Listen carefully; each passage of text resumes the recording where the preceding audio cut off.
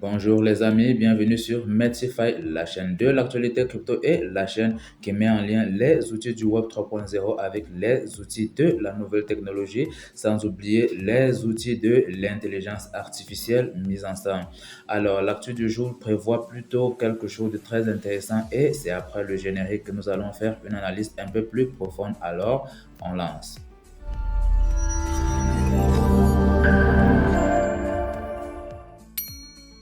Alors, les amis, comme je le disais tout à l'heure, l'actualité semble plutôt être croustillante, surtout du côté de FTX. Et pour ceux qui avaient les fonds sur la plateforme de FTX, je pense qu'il y a aujourd'hui une possibilité de les récupérer, mais avec un délai assez fixe parce que il semble que la date limite pour les réclamations des clients approche rapidement, ce qui a pour ceux qui ont été au courant, attendent à insuffler de leur côté un vent d'espoir parmi les utilisateurs de la plateforme FTX. En fait, les utilisateurs qui ont été touchés ont maintenant la possibilité de réclamer leurs fonds grâce à un portail mis sur pied par FTX entre-temps.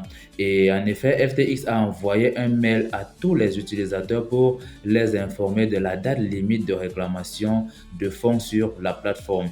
Et ce communiqué guide exactement les voies à suivre sur la manière d'entrer en possession de réclamations et souligne même l'importance d'être enregistré sur la base du KYC. Du coup, je vous incite quelque part à tout faire sur les plateformes d'échange centralisées, de toujours tout faire pour avoir votre KYC sur ces plateformes parce qu'on ne sait jamais. Si jamais il y a une plateforme qui aimerait suivre le même parcours que FTX et vous permettre de retirer vos fonds, je me dis que si vous ne l'avez pas fait au départ, ça pourrait vous causer plutôt préjudice par rapport aux fonds que vous aviez sur la plateforme. Donc, il est important de se conformer donc aux exigences KYC pour entrer en possession en possibilité de réclamation de ces fonds sur la plateforme. Espérons que cette situation se résoudra bientôt pour les utilisateurs qui ont été touchés par la faillite de FTX. Et je ne dirais même pas que ce n'est que ceux qui ont été touchés par la faillite de FTX et qui étaient sur la plateforme, mais c'est tout le marché. J'imagine un peu quelqu'un. Bon, là, on va dire que c'est quelqu'un qui n'a pas eu la psychologie des cycles du marché.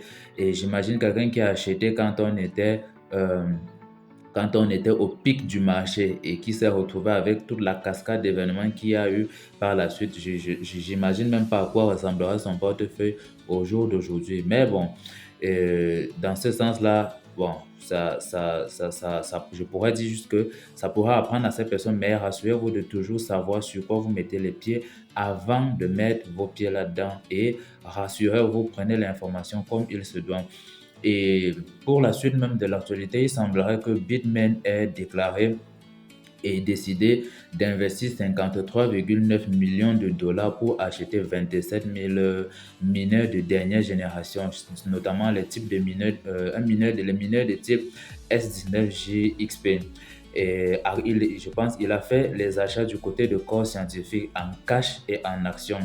Cette acquisition, quand on fait une analyse de ce qui ressort de leurs propos là-bas, c'est une acquisition qui devrait permettre à Core Scientifique d'augmenter sa productivité et de se placer en tête de l'industrie minière du Bitcoin. Les deux sociétés ont également signé un nouvel accord d'hébergement pour les mineurs que Bitmain possède en propre, renforçant quelque part leurs relations stratégiques. Du coup, les analyses s'accordent à dire que cette acquisition devrait permettre à Bitmain de revenir au coude à coude avec Marathon qui affichera bientôt un hash rate de 21 EH par seconde. Et avec cette acquisition, Core Scientifique a miné près de 965 bitcoins en propre pour le mois d'août et 9755 bitcoins depuis le début de l'année de 2023. Et c'est depuis, il faut reconnaître que c'est depuis quand même qu'il fait ses investissements ou ses investigations sur les mineurs de nouvelle génération, les nouvelles Bitmain de nouvelle génération SJ9, S19G, S19G XP. C'est depuis un bon moment qu'il fait de plus en plus d'apports de ce côté-là.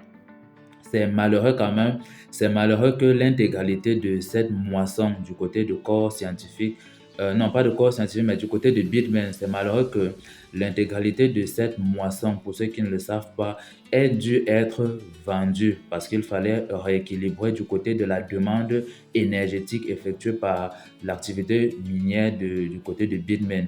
Donc c'est malheureux que l'intégralité de cette moisson ait dû être vendue, contrairement à Marathon qui lui est un concurrent direct de Bitmain qui affiche des réserves de plus de 13 000 bitcoins. Et moi, je vous assure que pas corps scientifique, quand Marathon fait une telle accumulation, c'est pas pour accumuler en tant qu'il aime trop le Bitcoin. On peut dire que oui, il aime le Bitcoin, la technologie et tout, mais rassurez-vous que chaque entreprise, le but d'une entreprise est très souvent de faire des profits. Ce qui fait que pour une accumulation comme celle-ci, moi, je peux sous-entendre que le but ici, c'est d'attendre le prochain bull run. Et vous voyez que le prochain bull run, si Marathon a accumulé 13 000 bitcoins, au prochain bull run, supposons que ces 13 000 bitcoins auront doublé. Supposons qu'ils auront doublé ou alors ils auront triplé. Et s'ils ont triplé et que Marathon se retrouve en train de liquider une bonne partie de bitcoins sur le marché, vous comprenez que ça va exercer une forte pression vendeuse. C'est pour ceux qui ne seront pas préparés. Et rassurez-vous, ils vont vendre une quantité pour éponger les dépenses et équilibrer à peu près la logistique de l'entreprise. Donc, préparez-vous pour ça. C'est pour une manière de vous dire que on ne tombe pas amoureux des actifs numériques sur le marché, que ce soit le marché, les marchés traditionnels, que ce soit le marché cryptographique. On ne tombe pas amoureux d'un actif. On ne tombe pas amoureux du tout. On fait l'effort qui va avec pour pouvoir se mettre à la ligne. Donc, pour la troisième actualité, ceux qui ne le savent pas, c'est ce qui concerne, si je ne me trompe pas, c'est Ethereum par rapport à la mise à jour qui a été faite dessus. Parce qu'il semble qu'Ethereum est confronté à un dilemme avec le déploiement de Dencom. Dencom, en fait, c'est la nouvelle mise à jour sur Ethereum. Et les développeurs travaillent dur pour assurer le déploiement en temps voulu. Mais les obstacles, comme on le sait tous avec la plupart des blockchains aussi, les obstacles techniques et logistiques peuvent retarder le processus de mise à jour de mise à jour de Dencom. Et à ce propos, il est crucial même de tester les composants sur le réseau de test public pour garantir la réussite de cette mise à niveau Dencom. Je ne sais pas si vous voyez à peu près. Cependant, il y a de l'espoir car les développeurs principaux ont prévu des tests de DevNet 9 qui agiront comme des précurseurs à la place et à la phase de testnet public qui est très souvent utilisée comme on l'a connu avec l'ancienne version de testnet qui a été mise à jour. La mise à jour ou encore la mise à niveau d'Encom est une étape déterminante pour Ethereum et bien que l'attente puisse être décevante parce que il faut avouer que la communauté derrière Ethereum est une communauté constamment en train de chercher l'actualité par rapport à l'évolution d'Ethereum. Et quand on annonce qu'un produit doit sortir à une date précise et qu'arrivé à cette date-là, elle ne sort pas, très souvent ça porte un coup de pessimisme du côté des investisseurs, du côté de la population, etc., des spéculateurs et tout sur le produit. Donc, il y a quelque part un sentiment de déception et ce sentiment pourrait bien valoir la peine parce que même si Dencom n'est pas sorti, c'est pas comme si Ethereum était une crypto-monnaie qui est née, ça fait 2 jours. Ça fait comme ça, une crypto-monnaie générationnelle. Elle a pris le temps de se construire et elle est comme la deuxième plus grosse. Et jusqu'ici, bien qu'on a connu parfois des phases de déception, il ne faut pas négliger le fait que Ethereum a quand même toujours su faire preuve de ce qu'elle veut développer et déployer, même prouver dans le monde de la finance et le monde de la décentralisation surtout. Ça, c'est la philosophie de base dans les crypto-monnaies. Pour la quatrième actualité, ça concerne encore FTX parce que Coinbase envisage, et je ne dirais même pas FTX, particulièrement Coinbase à l'égard de FTX. C'est beaucoup plus simple. Parce que si vous avez vu, il y a Coinbase qui envisage acquérir FTX Europe depuis un moment, ce qui pourrait être une stratégie ingénieuse pour se diversifier et dominer le marché des dérivés. En fait, les produits dérivés crypto sont de plus en plus populaires et l'acquisition de FTX Europe pourrait aider Coinbase à rester compétitif dans le secteur, comme vous le voyez. Et cependant, ils ne sont pas les seuls intéressés par FTX Europe, puisque Crypto.com est également dans la course par rapport à l'achat de FTX Europe. L'enjeu en fait est élevé car FTX Europe était la seule entreprise à proposer des perpétuels futurs sur le marché européen et leur licence réglementaire chypriote est un atout considérable pour ce secteur-là. Et comme ils avaient déjà la licence, vous comprenez pourquoi il y a cet engouement pour acheter l'action FTX dans sa globalité. Et le marché européen est propice, pour ceux qui ne le savent pas, le marché européen est propice aux innovations et aux opportunités en matière de dérivés de crypto-monnaies. Donc, cette acquisition pourrait être un coup de maître pour Coinbase si jamais ils parviennent à l'acquérir. Et nous devrons attendre, ça c'est sûr, nous devrons attendre pour voir quelle sera l'issue de cette saga financière.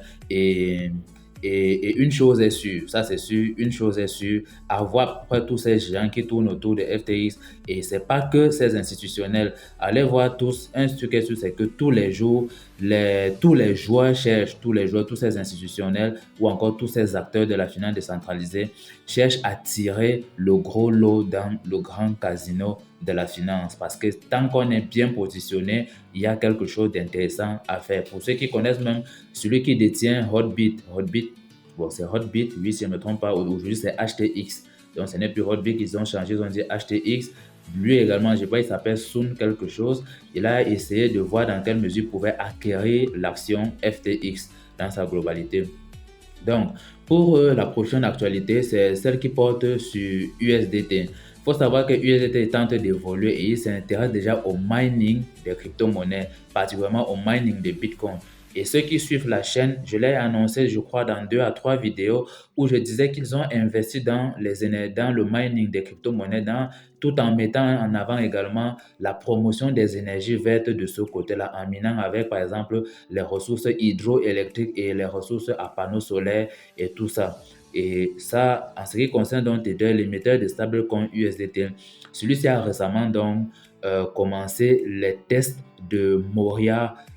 En fait, celui-ci a commencé les tests de Moria, sa plateforme inédite de mining de Bitcoin. Et cela montre que Tether ne se limite pas à l'émission d'actifs numériques, mais cherche également des actifs prometteurs tels que l'extraction d'actifs tels que l'extraction de Bitcoin. Et si on regarde bien d'autres services également que Tether cherche à offrir, Tether a récemment investi 420 millions de dollars dans Northern Data Groups. Dans Northern Data Groups, c'est une institution. Dans Northern Data Groups, une entreprise spécialisée dans l'intelligence artificielle et le minage de Bitcoin.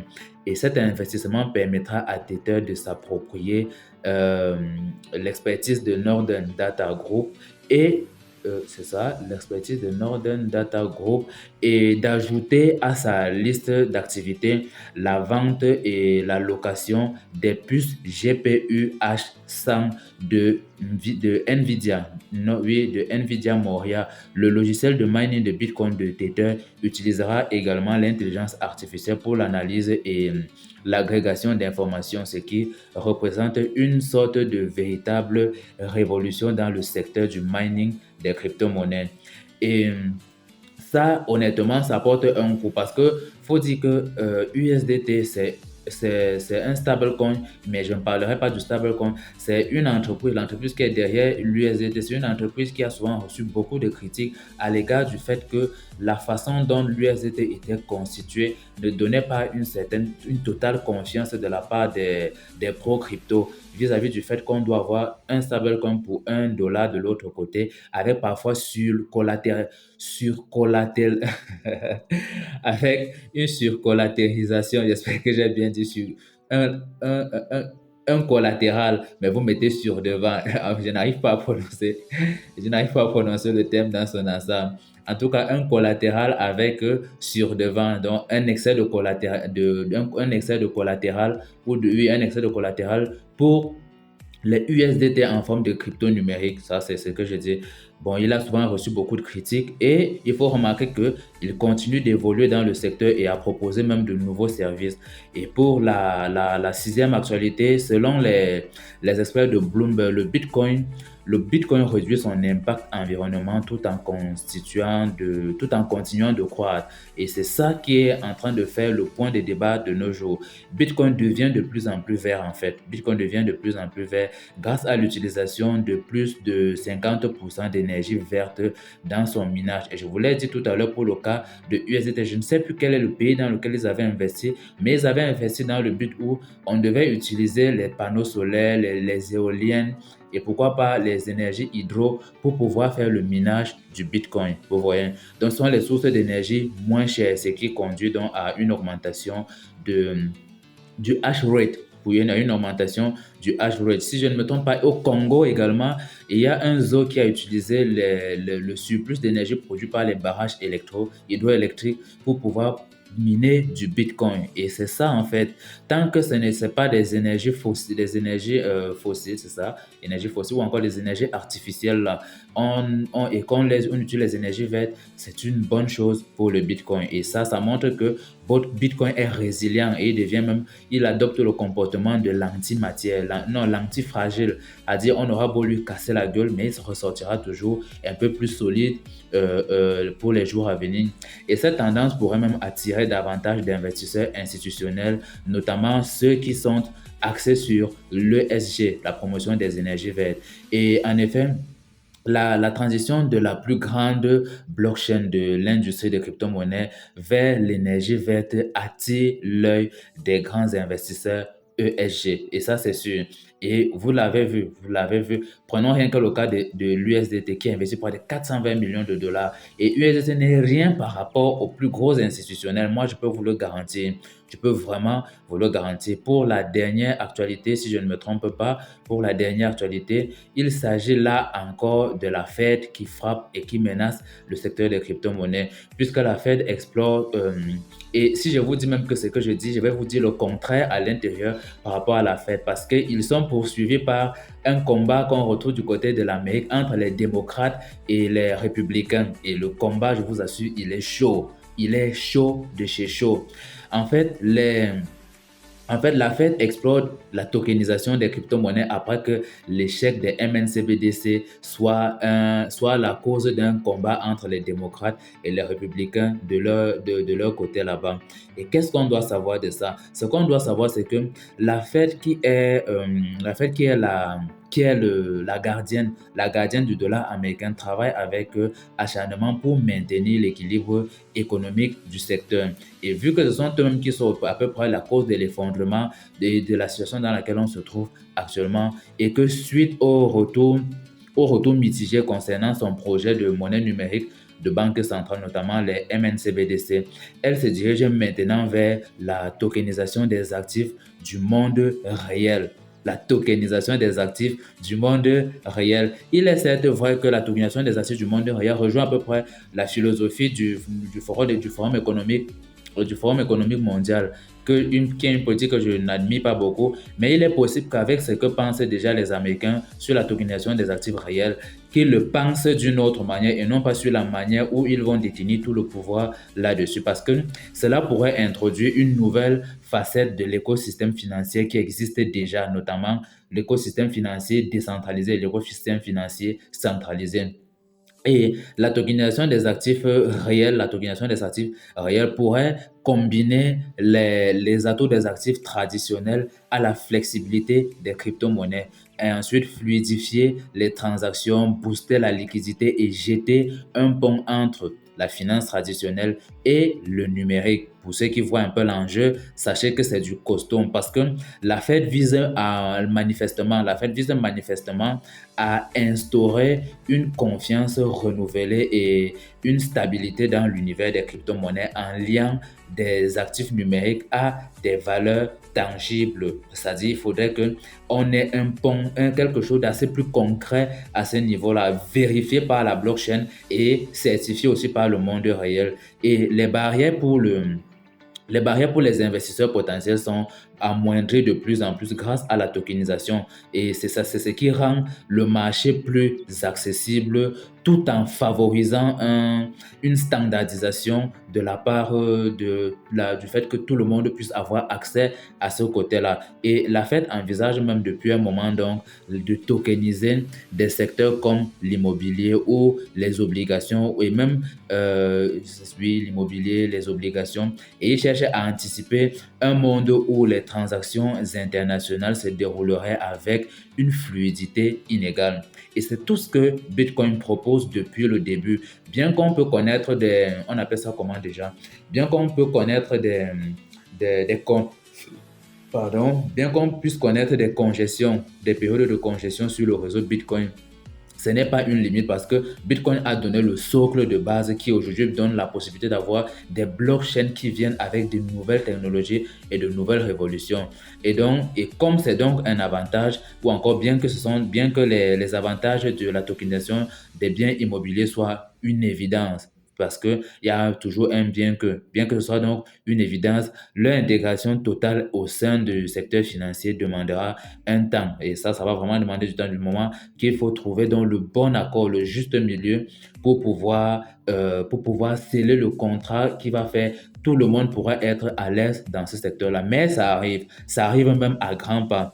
Néanmoins, néanmoins, euh, Néanmoins, qu'est-ce que je veux dire déjà? Néanmoins, cette orientation de la Fed dessine un avenir où les crypto-monnaies pourraient jouer un rôle prédominant dans l'univers financier. Et pas que dans l'univers financier, parce que là, on ne regarde les choses que sur son aspect financier. Mais même dans l'univers scientifique, vous allez voir qu'il y aura un progrès scientifique, mais alors très démarqué. Aujourd'hui, vous avez le progrès scientifique qui fait plus ses preuves avec ce qu'on appelle, on veut tout faire avec plus de vitesse que hier. On veut maintenant aller plus vite que ce qu'on a pu connaître par le passé. Et si on va aller plus vite, on va donc devoir entrer dans l'accélération de tous les secteurs d'activité. La blockchain va donc étendre ses tentacules dans tous les secteurs du monde. Ce sera tout pour l'actualité crypto du jour. Alors abonne-toi et ciao.